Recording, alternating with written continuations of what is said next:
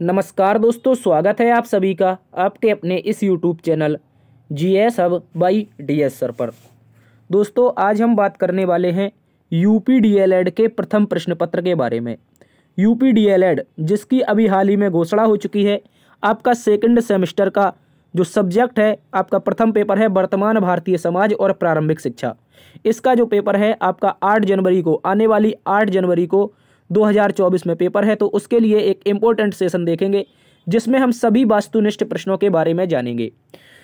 Current Indian society and primary education का important आपका role होता है और पहला ही पेपर सेकंड सेमेस्टर में होता है। तो इसके लिए ये क्लास शानदार साबित होगी। जो भी स्टूडेंट इसकी तैयारी कर रहे हैं, आप लोगों से निवेदन है कि आप एक बार से उन लोगों के लिए ये क्लास शेयर कर दीजिए। चलिए शुरुआत करते हैं आज के पहले प्रश्न से। क्वेश्चन नंबर 1 कहा है शिक्षा एक त्रिमुखी प्रक्रिया है। यह कथन किसका है? दोस्तों शिक्षा एक त्रिमुखी प्रक्रिया है, यह कथन दिया था जॉन डेवी ने। सर जॉन डेवी ने एक कथन दिया था जिसको कहा था शिक्षा एक क्या है दोस्तों? त्रिमुखी प्रक्रिया है। क्वेश्चन नंबर 2 में कहा है शिक्षा का प्रमुख उद्देश्य क्या है? दोस्तों बात करेंगे शिक्षा के प्रमुख उद्देश्य के बारे में। देखो शिक्षा का जो मुख्य उद्देश्य होता है वो एक बालक का सर्वांगीण विकास, याद रखेंगे, बालक के सर्वांगीण विकास के लिए शिक्षा जरूरी होती है। इसको आप लोग अच्छे से याद रखेंगे। ऑप्शन नंबर सा इसका सही उत्तर हो जाएगा। बढ़ते हैं अगले प्रश्न, क्वेश्चन नंबर 3, 4 और 5 की तरफ। देखो क्वेश्चन नंबर 3 का है प्रश्नोत्तर विधि के जनक कौन है? दोस्तों अगर हम बात करेंगे प्रश्नोत्तर विधि की, यह शिक्षा की एक शैली होती है और इसके जनक है प्लेटो। कौन है? प्लेटो इसके जनक है। इसको आप लोग अच्छे से याद रखेंगे। आगे क्वेश्चन नंबर 4 में कहा है शिक्षण को रोचक एवं प्रभावशाली बना देती है। यानी कि इन 4 ऑप्शनों में से ऐसी कौन सी विधि है जो शिक्षण को रोचक और प्रभावशाली बना देती है? तो याद रखेंगे शिक्षण में प्रयुक्त विधियां। यदि आप पढ़ाने का तरीका आपका अच्छा होगा तो आपका शिक्षण कार्य कैसा हो जाएगा? रोचक एवं प्रभावशाली हो जाएगा। आपका एक लेवल अलग हो जाएगा। ठीक है, यदि आप शिक्षण की जो प्रयुक्त युक्तियां होती हैं उनका प्रयोग करेंगे। ठीक है, क्वेश्चन नंबर 5 का है बुनियादी शिक्षा किस दार्शनिक से संबंधित है? बुनियादी शिक्षा की अगर हम बात करेंगे तो महात्मा गांधी जी ने बुनियादी शिक्षा पर बहुत जोर शोर दिया था। याद रखेंगे जो बुनियादी शिक्षा होती है ये किस दार्शनिक की है? महात्मा गांधी जी का से संबंधित है। याद रखेंगे महात्मा गांधी जी का एक कथन है। ठीक है, आगे देखो क्वेश्चन नंबर 6 में कहा विश्व जल दिवस कब मनाया जाता है? विश्व जल दिवस की बात करेंगे तो दोस्तों 22 मार्च को मनाया जाता है। कब मनाया जाता है? 22 मार्च को विश्व जल दिवस मनाया जाता है। ठीक है, इसको याद रखेंगे। इसके अतिरिक्त 22 अप्रैल याद रखना है आपको। क्या याद रखना है प्यारे दोस्तों? 22 अप्रैल याद रखना है। 22 अप्रैल को पृथ्वी दिवस मनाते हैं। क्या मनाते हैं? पृथ्वी दिवस मनाते हैं। यह भी एक इंपॉर्टेंट है, अच्छे से याद रखेंगे। इसके अतिरिक्त 8 जून आपको याद रखना है। 8 जून को विश्व महासागर दिवस मनाते हैं। क्या मनाते हैं? विश्व महासागर दिवस। क्या मनाते हैं? विश्व महासागर दिवस 8 जून को मनाया जाता है। इसको याद रखेंगे। ठीक है, बात करते हैं क्वेश्चन नंबर 7 की। तो क्वेश्चन नंबर 7 और 8 देखो। क्वेश्चन नंबर 7 में लिखा है पाठशाला को एक बाग, शिशु को पौधा, शिक्षक को माली किसने कहा था? पाठशाला एक बगीचा है, शिशु एक पौधा है और शिक्षक उसका माली है। यह कथन किसका है? तो दोस्तों याद रखेंगे फ्रोबेल का। किसका है? फ्रोबेल के द्वारा कहा गया था। जो पाठशाला है वो एक प्रकार का बगीचा होता है और उसमें पनपने वाला जो पौधा होता है वो शिशु यानी कि बच्चा होता है और शिक्षक उसका माली होता है। ठीक है, याद रखेंगे। देखो क्वेश्चन नंबर 8 कहा है दिवा स्वप्न नामक पुस्तक के रचनाकार कौन है? तो दिवा स्वप्न की बात करेंगे, ये पुस्तक लिखी है गिजू भाई बधेका ने। किसने? गिजू भाई बधेका की पुस्तक है। अच्छे से याद रखेंगे। और ये क्वेश्चन आपका 2022 में सारे के सारे क्वेश्चन सेकंड सेमेस्टर में पूछे गए हैं। आगे देखो क्वेश्चन नंबर 9 को देखेंगे हम लोग। क्वेश्चन नंबर 9 लिखा है घर पर दी जाने वाली शिक्षा क्या कहलाती है? दोस्तों अगर हम घर पर दी जाने वाली शिक्षा की बात करते हैं तो ये शिक्षा हमारी अनौपचारिक शिक्षा होती है। कैसी शिक्षा होती है प्यारे दोस्तों? अनौपचारिक शिक्षा होती है। इसको आप लोग अच्छे से याद रखेंगे। देखो अपन जो अपनी माताएं हैं, जो अपने पिताजी हैं, जो अपने अंकल आंटी हैं, ये हमको जो शिक्षा देते हैं किस तरह से आपको रहना सीखना है, चलना है, भागना है, दौड़ना है, ये जो शिक्षा बच्चों को बचपन में दी जाती हैं ये शिक्षा आपकी अनौपचारिक शिक्षा कहलाती है। जबकि अगर शिक्षा स्कूल के टीचर के द्वारा दी जाएगी वो आपकी औपचारिक शिक्षा कहलाएगी। ठीक है, इसको याद रखेंगे। क्वेश्चन नंबर 10 कहा है प्रत्येक वस्तु जो प्राकृतिक है अच्छी है परंतु मनुष्य के हाथों में खराब हो जाती है।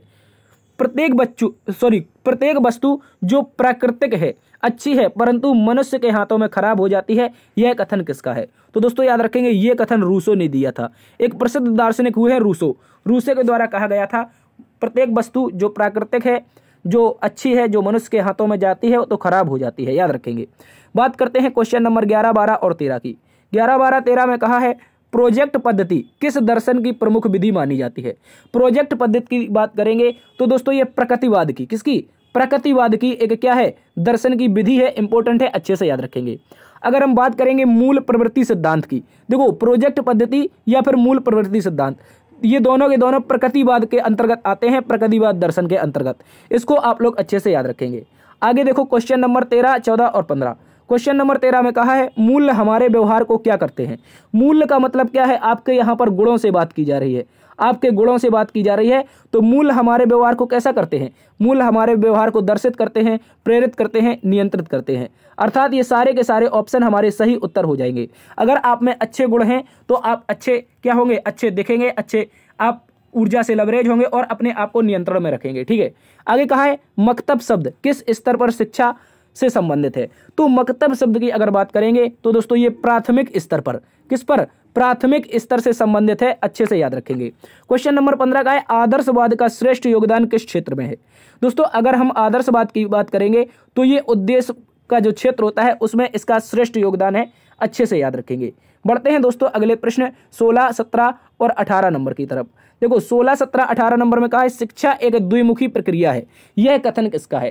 तो देखो आपसे ये कथन बहुत ज्यादा पूछे जाने वाले एग्जाम में, तो शिक्षा एक द्विमुखी प्रक्रिया है, ये किसका कथन है प्यारे दोस्तों, याद रखेंगे। ये कथन हो जाएगा एडम्स का, किसका हो जाएगा, एडम्स का कथन है, आप लोग अच्छे से याद रखेंगे। क्वेश्चन नंबर 17 कहा है वैदिक कालीन शिक्षा में गुरुकुल में प्रवेश के संस्कार था। देखो गुरुकुल में प्रवेश का जो संस्कार था वो आपका उपनयन था। उपनयन से मतलब है दोस्तों आपका टकला बना दिया जाता था। क्या मतलब, जो अपने संस्कार हैं वो अपने जो बचपन के संस्कार थे वहीं पर भूल के आते थे, मतलब अपने बाल मुंडवा के दोस्तों क्या करते हैं, वैदिक कालीन में गुरुकुलों में शिक्षा का प्रवेश का क्या था, एक आपका अच्छा संस्कार था, याद रखेंगे। मतलब प्रवेश तभी मिलेगा यदि आपका उपनयन होगा, मतलब आपका टकला बना दिया जाएगा, ठीक है, अच्छे से याद रखेंगे। बढ़ते हैं अगले प्रश्न यहाँ पर 18 नंबर की तरफ, ठीक है। कहा है निम्नलिखित में से कौन सा बौद्धकालीन शिक्षा का उद्देश्य नहीं था। बौद्धकालीन शिक्षा की बात करेंगे तो निर्वाण प्राप्ति, अष्टांग योग और दुखों का विनाश, ये बौद्ध धर्म से संबंधित शिक्षा थी, जबकि कर्मकांड की प्रधानता इससे संबंधित नहीं थी। कर्मकांड की जो प्रधानता थी ये बौद्ध काल से संबंधित नहीं थी, इसको आप लोग अच्छे से याद रखेंगे। आगे दोस्तों देखो कहा गया है 19 नंबर, अभी हमने बात की थी विद्यालय में दी जाने वाली शिक्षा क्या कहलाती है। तो ये दोस्तों होती है औपचारिक शिक्षा। कैसी होती है, औपचारिक। अगर आपको शिक्षक शिक्षा दे रहा है तो वो औपचारिक होगी, जबकि आपके घर वाले माता पिता बुआ चाचा चाची शिक्षा दे रहे हैं तो ये अनौपचारिक शिक्षा होगी, ठीक है, याद रखेंगे। आगे क्वेश्चन नंबर 20 मानव की अंतर्निहित पूर्णता को व्यक्त करना ही शिक्षा है, यह कथन किसका है। दोस्तों मानव की अंतर्निहित पूर्णता को ही व्यक्त करना शिक्षा है, तो दोस्तों ये हमारे महान व्यक्ति हुए हैं स्वामी विवेकानंद। स्वामी विवेकानंद जी का कथन है कि मानव की अंतर्निहित जो पूर्णता है उसको अगर वह व्यक्त कर दे शिक्षा वही होती है। आप लोग इसको अच्छे से याद रखेंगे। बात करते हैं 21, 22 और 23 नंबर में। 21 नंबर में कहा है प्रसिद्ध पुस्तक एमिल किसकी रचना है। प्रसिद्ध पुस्तक अगर एमिल की बात करेंगे तो रूसो के द्वारा लिखी गई पुस्तक है, आप लोग अच्छे से याद रखेंगे। रूसो नामक दार्शनिक का नाम सभी ने लगभग सुना होगा, ठीक है। आगे बात करते हैं समाज की सबसे छोटी इकाई क्या है। समाज की अगर सबसे छोटी इकाई की बात करेंगे तो प्यारे दोस्तों यहाँ पर परिवार को बताया गया है। किसको, परिवार को समाज की सबसे छोटी इकाई बताया गया है, इसको याद रखेंगे। बात करते हैं आगे क्वेश्चन नंबर 23 से। क्वेश्चन नंबर 23 कहा है मदरसा शब्द की उत्पत्ति हुई थी। मदरसा जो शब्द की उत्पत्ति थी वो दोस्तों कुतुब शब्द से हुई थी। किससे, कुतुब शब्द से उत्पत्ति हुई थी मदरसा की, इसको आप लोग अच्छे से याद रखेंगे। क्वेश्चन नंबर 24 स्वतंत्र भारत की प्रथम शिक्षा आयोग कौन था। देखो कहा है स्वतंत्र भारत का प्रथम शिक्षा आयोग कौन था, तो दोस्तों याद रखना है विश्वविद्यालय शिक्षा आयोग स्वतंत्र भारत का प्रथम शिक्षा आयोग था, इसको आप लोगों को अच्छे से याद रखना है। बात करते हैं दोस्तों हम अगले प्रश्न क्वेश्चन नंबर 25, 26 और 27 की। तो 25, 26 और 27 में देखो 25 नंबर का है बाल देवो भवा। बाल देवो भवा किसका कथन है, मतलब बच्चे भगवान होते हैं, ये कथन किसने दिया था, गिजुभाई बधेका ने। गिजुभाई बधेका ने यह कथन दिया था बाल देवो भवा, ठीक है, इसको याद रखेंगे। आगे क्वेश्चन नंबर 26 अखिल भारतीय वर्धा शिक्षा सम्मेलन आयोजन कब हुआ। तो वर्धा शिक्षा सम्मेलन हुआ था आपका 1937 में। ये हमने अपने मॉडर्न हिस्ट्री में भी पढ़ा है, लेकिन दोस्तों ये हुआ कब था, तारीख क्या थी, तो 23 अक्टूबर 1937। दोस्तों 23 अक्टूबर वर्धा महाराष्ट्र का एक स्थान है, यहीं पर गांधी जी के द्वारा शिक्षा के जो प्राइमरी शिक्षा थी इसको बढ़ावा देने के लिए वर्धा शिक्षा सम्मेलन का आयोजन किया गया था, याद रखेंगे। आगे का है राष्ट्रीय शिक्षा नीति। 1986 के समय 1986 के समय भारत के प्रधानमंत्री कौन थे? तो 1986 में क्या हुआ था? 1985 में दोस्तों इंदिरा गांधी जी की मृत्यु हो जाती है और राष्ट्रीय शिक्षा नीति आई थी 1986 में। तो 1986 की शिक्षा नीति के जो प्रधानमंत्री थे वो राजीव गांधी थे, इसको आप लोग अच्छे से याद रखेंगे। बात करते हैं आगे 28, 29 और 30 नंबर प्रश्न की। ठीक है, 28 नंबर प्रश्न को पहले देख लेते हैं। कहा लोकतंत्र जनता के लिए जनता द्वारा जनता शासन की व्यवस्था है। लोकतंत्र जनता के लिए जनता द्वारा जनता के शासन की व्यवस्था है, किसने कहा था? ये दोस्तों अब्राहम लिंकन, अमेरिका के पूर्व राष्ट्रपति अब्राहम लिंकन के द्वारा कहा गया था, इसको आप लोग अच्छे से याद रखेंगे। आगे कहा है पर्यावरण दिवस कब मनाया जाता है? पर्यावरण दिवस की बात करेंगे तो प्यारे दोस्तों 5 जून 1972 स्टॉकहोम सम्मेलन के दौरान यहाँ पर आपको पर्यावरण को बढ़ावा देने के लिए एक सम्मेलन किया गया था। तो 5 जून को ही 1974 से पर्यावरण दिवस मनाया जाने लगा है। ठीक है, इसको भी आप लोग अच्छे से याद रखेंगे। बढ़ते हैं दोस्तों आज के अगले प्रश्न 30 नंबर प्रश्न की तरफ। 30 नंबर प्रश्न में कहा है संविधान के किस अनुच्छेद में अनिवार्य एवं निःशुल्क शिक्षा का प्रावधान है? तो डीपीएसपी का अनुच्छेद है आपका 45। डीपीएसपी का अनुच्छेद 45 है दोस्तों। यहां पर अनिवार्य एवं निःशुल्क शिक्षा का प्रावधान है संविधान के अनुच्छेद किसमें? 45 में। और यहीं से उठा करके आर्टिकल 21A बनाया गया है 86वें संविधान संशोधन के तहत। इसको भी आप लोग अच्छे से याद रखेंगे। चलिए बात करते हैं 31 नंबर प्रश्न से। तो 31 नंबर प्रश्न में हमसे कहा है हमें उस शिक्षा की आवश्यकता है जिसके द्वारा चरित्र का निर्माण होता है, मस्तिष्क की शक्ति बढ़ती है, बुद्धि का विकास होता है, मनुष्य अपने पैरों पर खड़ा होता है। शिक्षा संबंधी उक्त विचार किसके हैं? तो देखो शिक्षा संबंधी ये जो विचार हैं ये स्वामी विवेकानंद के द्वारा कहे गए हैं कि मनुष्य को वह शिक्षा देनी चाहिए जिससे उसके बुद्धि का विकास हो, मानसिक शक्ति बढ़े और अपने पैरों पर खड़ा हो जाए। तो स्वामी विवेकानंद जी ने ये विचार दिए थे, याद रखेंगे, ये कथन उन्हीं का है। आगे क्या है जनसंख्या शिक्षा का मूल सहयोगी संगठन। जनसंख्या शिक्षा का मूल सहयोगी संगठन है आपका यूनेस्को। ठीक है, यूनेस्को आपका जनसंख्या शिक्षा का मूल संगठन है और इसका जो मुख्यालय है प्यारे दोस्तों ये कहां पर है? ये पेरिस में है। इसको आप लोग अच्छे से याद रखेंगे। WHO का मुख्यालय कहां पर है? जिनेवा में है, इसको भी याद रखेंगे। ठीक है, बढ़ते हैं आज के अगले प्रश्न की तरफ। अगला प्रश्न क्वेश्चन नंबर 33। क्वेश्चन नंबर 33 में कहा है देवा स्वप्न नामक पुस्तक के लेखक कौन है? तो देवा स्वप्न नामक पुस्तक किसने लिखी है? अभी हमने बात की थी गिजूभाई पटेल की। किसकी? गिजूभाई पटेल ने यह पुस्तक लिखी है, याद रखेंगे। क्वेश्चन नंबर 34 का है पाली भाषा शिक्षा का माध्यम थी। तो दोस्तों पाली भाषा, भगवान बुद्ध ने पाली भाषा में ही तो सारे उपदेश दिए थे, तो बौद्धकालीन शिक्षा से संबंधित हो जाएगी। पाली भाषा आपकी बौद्धकालीन शिक्षा से थी, इसको आप लोग अच्छे से याद रखेंगे। बात करते हैं आगे 35-36 नंबर क्वेश्चन की। 35 नंबर और 36 नंबर क्वेश्चन देखो लिखा है मुदालियर आयोग संबंधित है। तो मुदालियर आयोग की अगर बात करेंगे तो इसने माध्यमिक शिक्षा की बात करी थी। ठीक है, माध्यमिक शिक्षा की बात करी थी मुदालियर आयोग ने। आगे का है शिक्षा वह सच्ची शिक्षा वह है जो संसार में व्यक्ति के अंदर प्रस्फुटित होती है। तो सच्ची शिक्षा वह है जो व्यक्ति के अंदर क्या होती है? प्रस्फुटित होती है, अंतर्निहित शक्तियों की अभिव्यक्ति है। यह कथन किसने दिया था? तो दोस्तों ये कथन भी आपका किसने दिया था? रूसो ने दिया था। इसको आप लोग अच्छे से याद रखेंगे। देखो 35-36 की हम बात कर चुके हैं। बात करते हैं 37 नंबर प्रश्न की। देखो 37 नंबर प्रश्न में हमसे कहा है 37 नंबर प्रश्न में कहा है आधुनिक शिक्षा का जन्मदाता किसे माना जाता है? आधुनिक शिक्षा के अगर जन्मदाता की बात करेंगे तो चार्ल्स ग्रांट को माना जाता है। किसे माना जाता है? चार्ल्स ग्रांट को माना जाता है। इसको आप लोग अच्छे से याद रखेंगे। ठीक है, बात करते हैं आगे 38 नंबर में कहा है किंडरगार्टन से अभिप्राय क्या है? तो किंडरगार्टन की अगर बात करेंगे तो दोस्तों बाल उद्यान इसे कहा गया है। क्या कहा गया है? किंडरगार्टन या फिर किंडरगार्टन, इस तरह से आप लोग अच्छे से याद रखेंगे।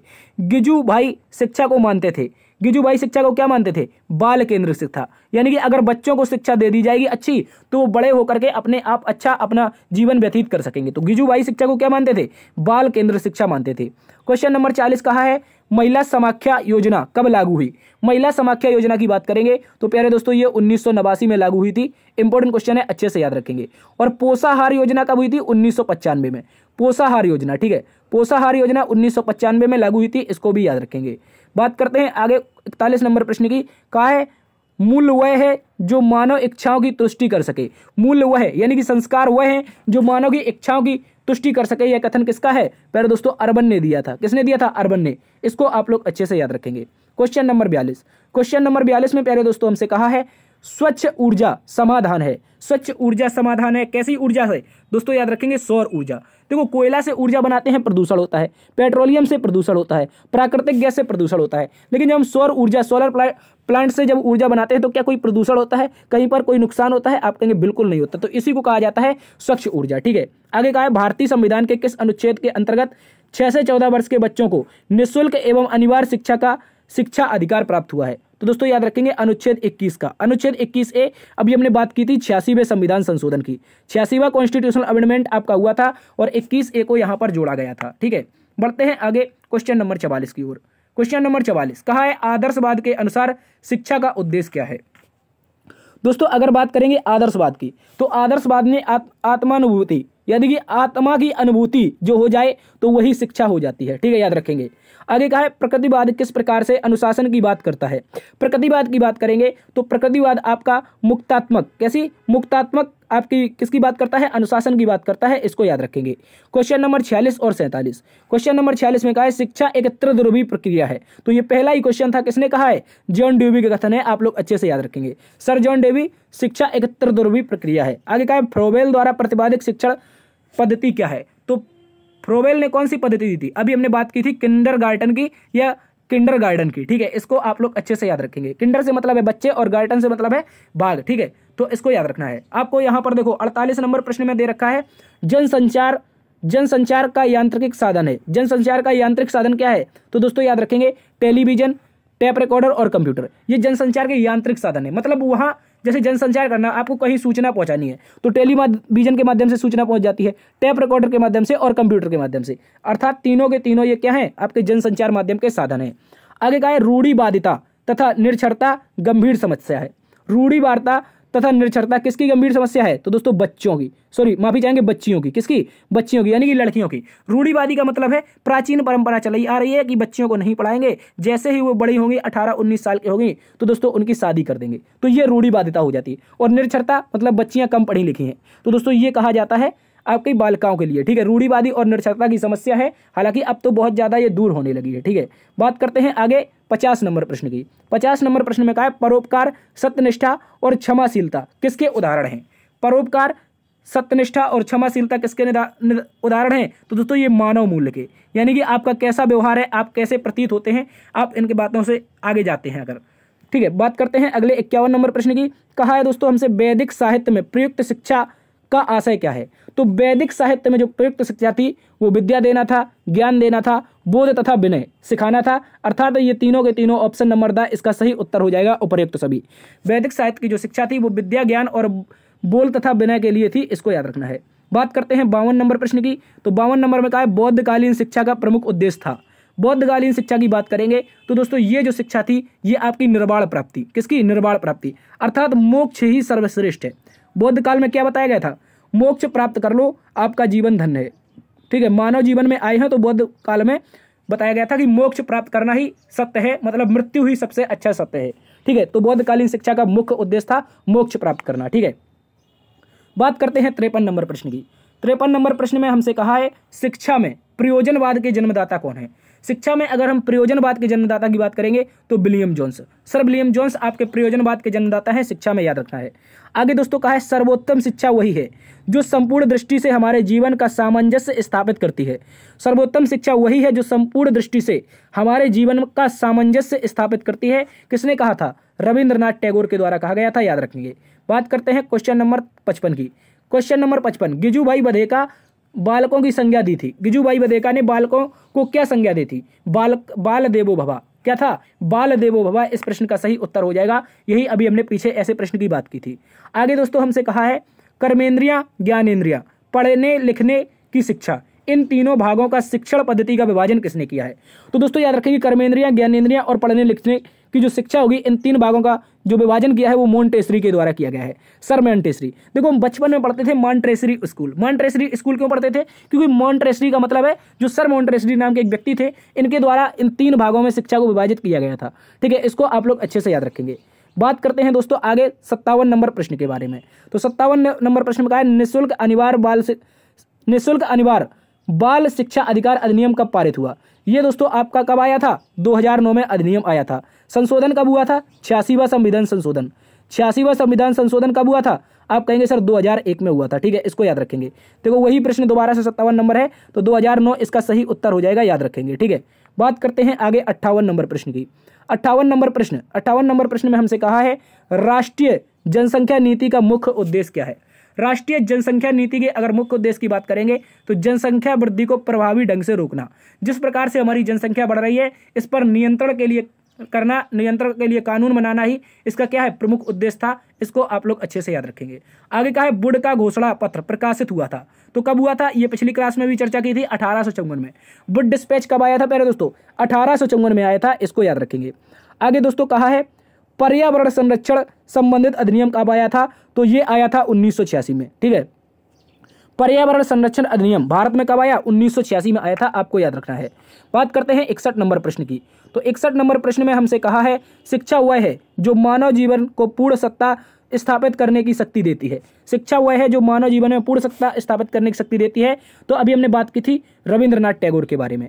आगे क्वेश्चन नंबर 22 में दोस्तों हमसे कहा है गिजुभाई बघेला द्वारा लिखित पुस्तक कौन है? तो दोस्तों याद रखेंगे ये हो जाएगी आपकी प्राथमिक शाला में भाषा शिक्षा। क्या हो जाएगी पहले दोस्तों? प्राथमिक शाला में भाषा शिक्षा आपकी क्या हो जाएगी? गिजुभाई बघेला की प्रमुख पुस्तक हो जाएगी, इसको याद रखना है।